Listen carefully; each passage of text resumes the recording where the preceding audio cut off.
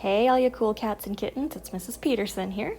Hope you guys are doing well. We are on review topic 4, the third one since distance learning. So we did area volume before spring break, and then since distance learning, we've done graphs, then tables, and now we are on motion, okay?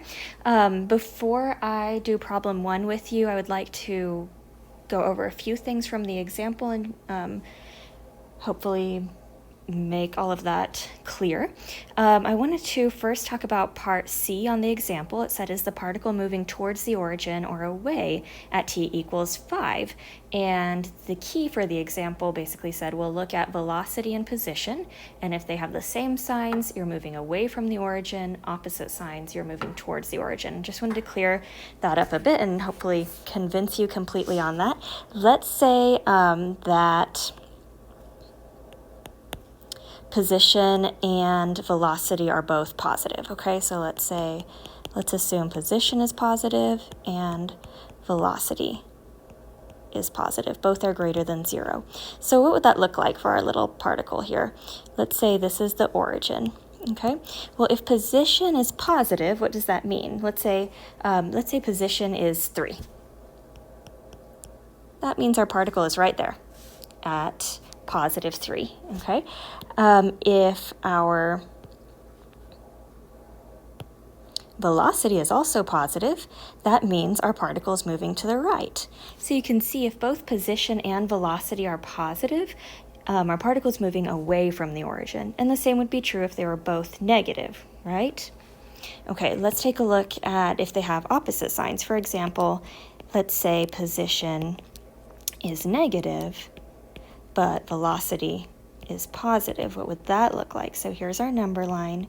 Here's the origin. Remember, it's just one-dimensional movement. Okay, so it's stuck on this number line.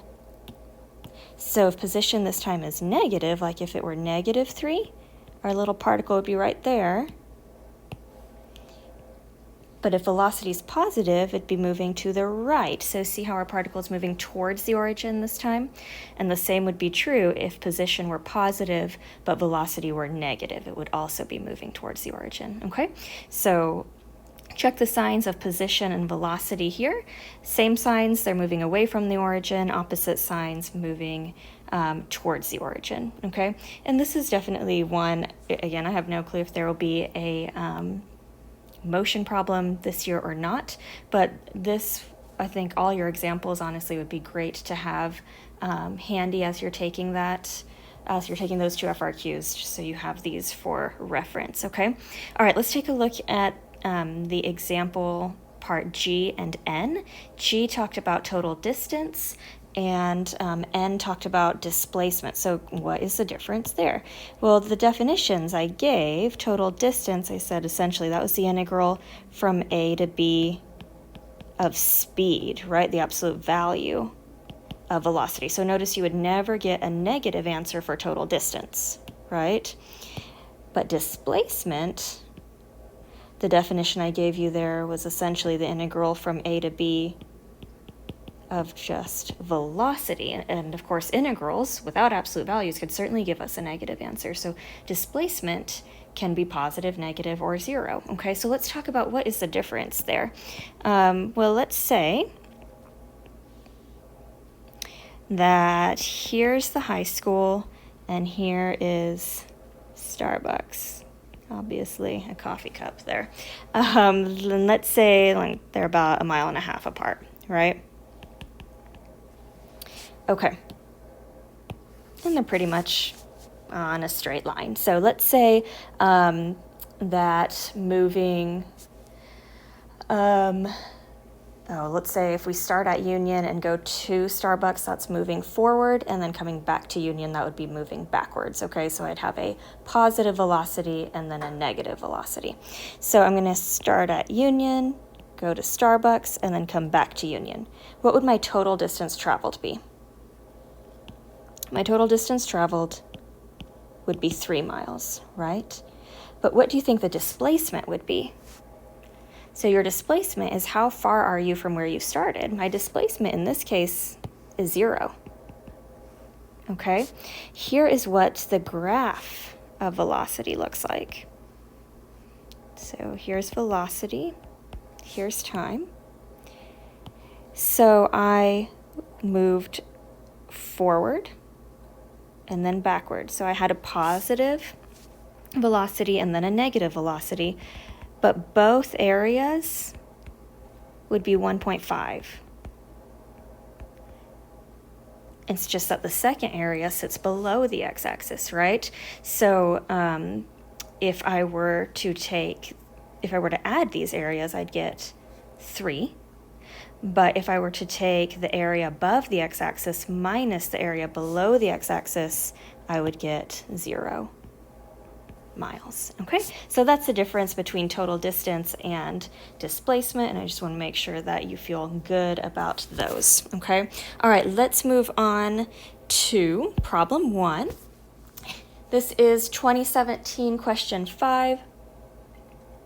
This was not calculator active in 2017 since it was the 5th question. However, you will have access to a calculator for both your questions. So from here on out, you never have to question, hey, can I use a calculator on this or not?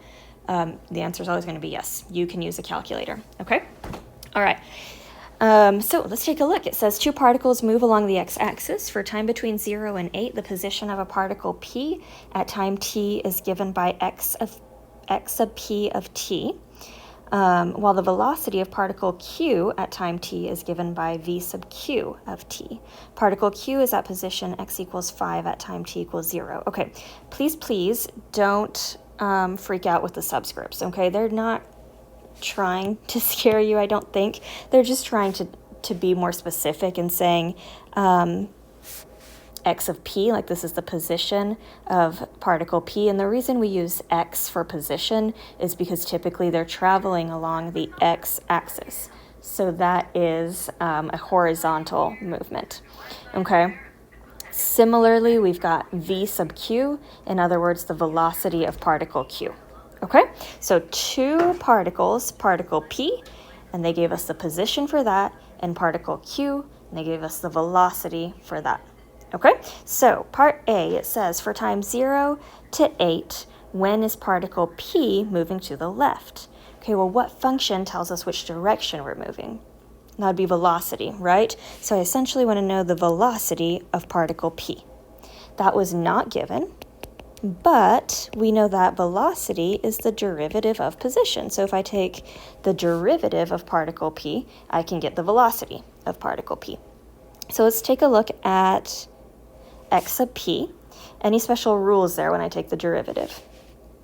I need chain rule, okay? So the derivative, the outer is ln of x, whose derivative is 1 over x, or in this case, the inside, 1 over t squared minus 2t plus 10. Then times the derivative of the baby, the stuff in parentheses, so that is 2t minus 2. This is also known as 2t minus 2 all over t squared minus 2t plus 10, if you want, right? Okay. All right, so this gives me velocity of particle p. If I want to know when particle p is moving to the left, I need to know when velocity is negative, okay? So I'm going to switch over here to Desmos. I have both velocities typed in on the left here. The first line has the velocity of particle p, and the second line has the velocity of particle q. I'm going to go ahead and show particle p's velocity here, and I'm also going to set my window to their time. So I'm going to go 0 to 8, and I'm just going to go like -2 to 2. Okay, so again, particle p is moving to the left when its velocity is negative. A graph is negative when it's below the x-axis. So it looks like from time 0 to time 1, that graph is below the x-axis, right? So my answer is going to be 0 to 1. And it did not ask for this, probably because it wasn't calculator active, but I'm going to give a justification since v of p is negative. There, okay? If you were to do this without a calculator, you'd need to make a number line. So you'd set your numerator and denominator equal to 0 to get your critical points there and make a number line. But we're going to use a calculator. since you will have access to a calculator. All right, part B. It says for time 0 to 8, find all times t during which the two particles travel in the same direction. Okay, well, I already know the direction of particle p, right, from the last one. So if I've got a number line here, and we graphed the velocity, right? So this is 0, this is 1, this is 8. We know that the velocity graph for p went negative and then positive. In other words, it traveled left and then right. Okay? All right, so let's do a similar thing for particle q. Notice that for particle q, we were already given the velocity here, right? So I'm going to do the same thing. I'm going to go 0, 8, and graph the velocity for particle q, which I've typed into Desmos here on the left. So I'm going to get rid of velocity for p and show the velocity for q. All right, it looks like I've got zeros at 3 and 5. So the velocity graph is going positive, negative, positive. So that means particle q traveled to the right, then the left, then the right. Okay, so let's put that here. So we had zeros at 3 and 5. It went positive, negative, positive. Again, you could do this with a number line, but since we've got a calculator, why not? So particle q traveled right, then left, then right. Okay? All right, so now when did they travel the same direction? Okay, let's go. 0 to 1, particle p was moving to the left and q was moving to the right. So 0 to 1 does not work for us, right? Okay, how about 1 to 3? Well, particle p is moving to the right from here on out, and on 1 to 3, particle q is also moving to the right. So I'm going to say, yep, 1 to 3 works. 3 to 5 is not going to work because particle q is moving to the left and p is moving to the right. But from times 5 to 8, you can see they're both moving to the right. Okay, so our final answer is that 1 to 3 and 5 to 8. Okay. All right, let's take a look at part C, and I've copied down our functions here on the top again. So part C, find the acceleration of particle q at time t equals 2. Is the speed of the particle q increasing, decreasing, or neither at time 2? Explain your reasoning. All right, well, let's do that first part first. Acceleration of particle q was not given, but I can find it by taking the derivative of particle q's velocity, right? So the derivative of velocity is going to be 2t minus 8. If I want to evaluate that at time 2, I'm going to get 2 times 2 minus 8, which is 4 minus 8, which is negative 4. Alrighty, so that's the first part. Then it says, is the speed of particle q increasing, decreasing, or neither? Okay, this is not what I was asking up here. Remember, this was moving towards the origin or away. This is the speed increasing or decreasing, or neither? So that's when we look at the signs of what two functions. Do you remember? Acceleration and velocity. Okay, so you've already found acceleration. We can find the sign of velocity at time 2 by just coming up to this given function and plugging 2 in for t.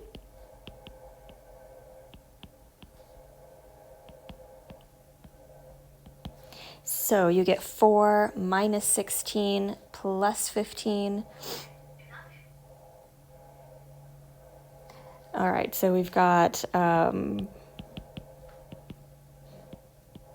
this, so 3. Right? Okay, so take a look at the signs of acceleration and velocity. They are different. So you can say decreasing, since acceleration and velocity have opposite signs. And you can't just make this statement without showing the math, like showing that you got negative 4 and 3. But once you've shown that, this final statement is totally fine, okay? All All right, part D. Find the position of particle Q the first time it changes direction. Okay, so now I am looking at particle Q. That's the one where we were not given position, we were just given velocity. So let's first decide, when was the first time particle Q changes direction? Well, let's look at this number line, this orange number line on the bottom. It changed direction first at time 3, right? It went right from 0 to 3, and then left from 3 to 5, and then right again from 5 to 8. So the first time it changed direction was at time 3. So another way to state part D is really, what is the position of particle Q at time 3? Okay, so I want to know position at one time, and you are given the velocity. So this is looking like an FTC to me. However, we need position at another time. Was that ever given? Yeah, they kind of hit it way up here in the stem of the problem. Particle Q is at position x equals 5 at time 0. In other words, they told us that the position of particle Q at 0 was 5. Okay, so now I've got enough information here to move on. So I want to know the position at 3. Well, that's going to be equal to the position at 0 plus the integral, how much you've changed from 0 to 3. And remember your displacement. So this is going to be, gives you your distance from your starting point. Okay, so FTC here, f of b equals f of a plus the integral from a to b of f prime. All right, so let's see, this x of q of 3 is what I'm looking for. This was 5.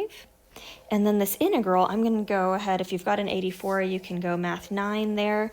I'm going to do this on Desmos. So I'm going to start a new line, just int from 0 to 3. I called this function on Desmos q of x. I need to make sure I have my dx. So that integral is 18. And that is, of course, you could do that by hand as well, but again, y. And then 5 plus 18, final answer, 23. Okay, all right, I hope that helps. Go ahead and try problem 2 today, assuming that you are on track with me and doing this on a Thursday. And then you can do problems 3, 4, and 5 on Friday, tomorrow. Okay, and again, you can use a calculator on each of these. Please, please, please, as always, make sure that you are checking with the scoring guidelines. These are not going to be helpful to us unless we go and make sure we correct any mistakes or fill in any gaps. Okay, all right, I hope to see you all for our Zoom chat on Tuesday, and I will talk to you soon. Bye.